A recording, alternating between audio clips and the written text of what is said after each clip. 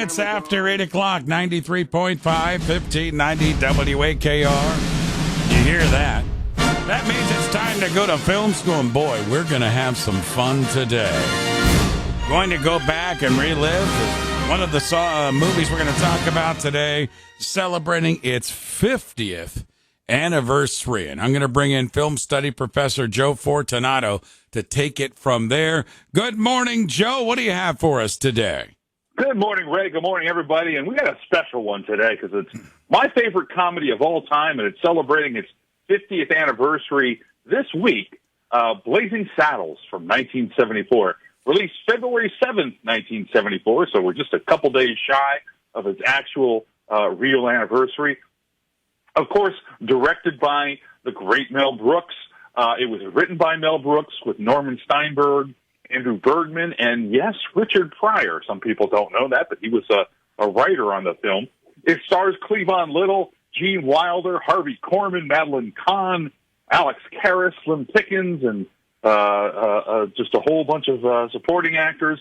It had 3 Oscar nominations for supporting actress for Madeline Kahn, editing and original song for the Blazing Saddles theme song, which, by the way, Mel Brooks, when they were doing the theme song, he told Frankie Lane that this was not a comedy, that this was a real dramatic Western, because he was worried that Lane wouldn't sing it with conviction if he knew the truth. So Frankie Lane thought he was doing a theme song for a real, honest-to-goodness dramatic Western, and it's such a great song.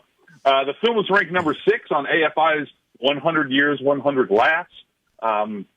It's one of the 50 greatest comedies of all time in Premiere Magazine, and it was number 9 on Bravo's list of 100 funniest movies, so it's got some of its own accolades. The film almost wasn't released at all, and that might not surprise some people. When they screened for executives, there were very few laughs, Mel Brooks did say, and the head of distribution said, let's just dump it and take a loss. They were screening it, but then Mel Brooks set up a screening that was for executives, and he set up a subsequent screening for the studio's employees. And when the regular folks laughed, uproariously throughout the movie, Warner Brothers finally agreed to take a chance on it. But they even still were hesitant because they only released it in a handful of cities.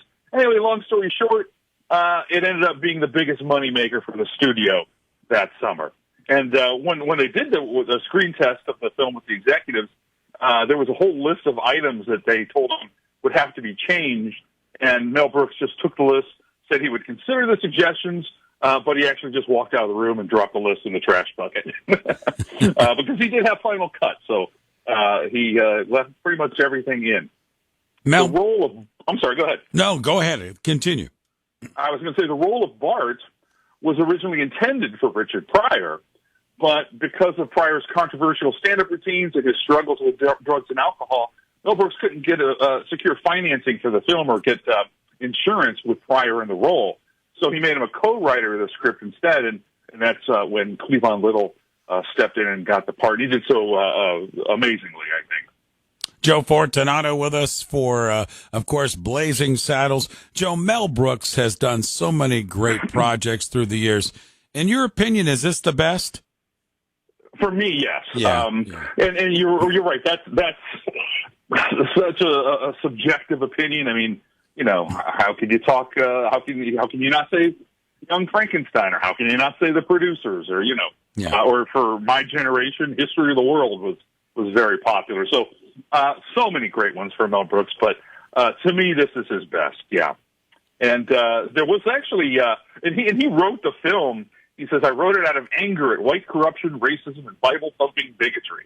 And he also told his writers, write whatever you want because we're all going to get fired from this anyway. The N-word is spoken quite a bit in the film, and that's why everyone pretty much agrees it probably couldn't be made today. But it's like Slim Pickens, and it bothered a lot of the white actors, and you can imagine that be true.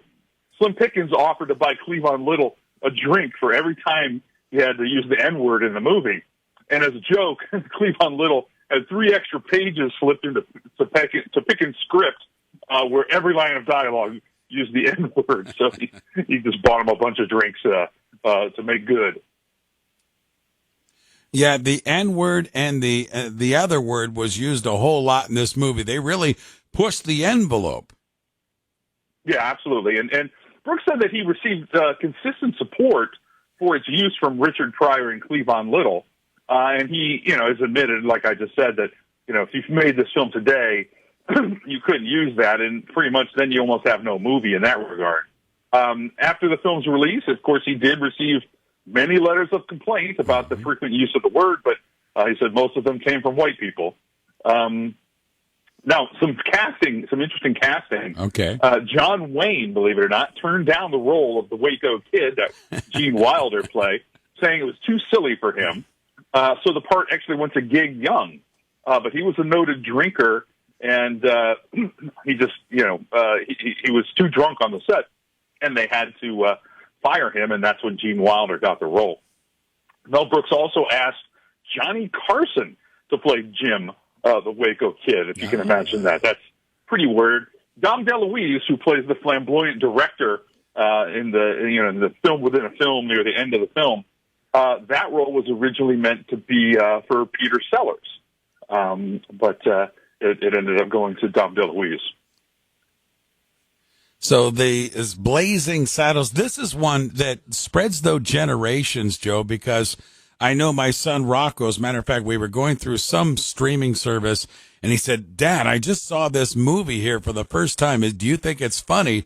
And he clicked on Blazing Saddles. And I said, yeah, it's pretty funny. So I think it's spreading generationally as well, Joe.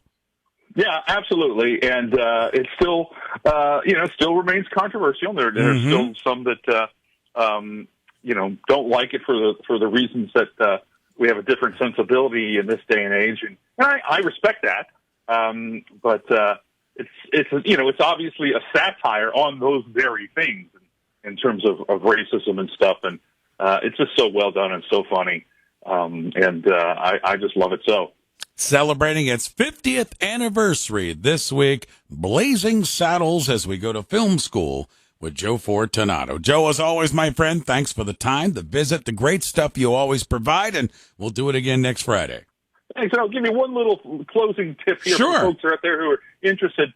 There was actually a Blazing Saddles sitcom spinoff, which aired on TV in 1975, had a laugh track, and it starred Louis Gossett Jr., and it was called Black Bart. It lasted one episode, but you can view it on YouTube. So there's your homework for the weekend.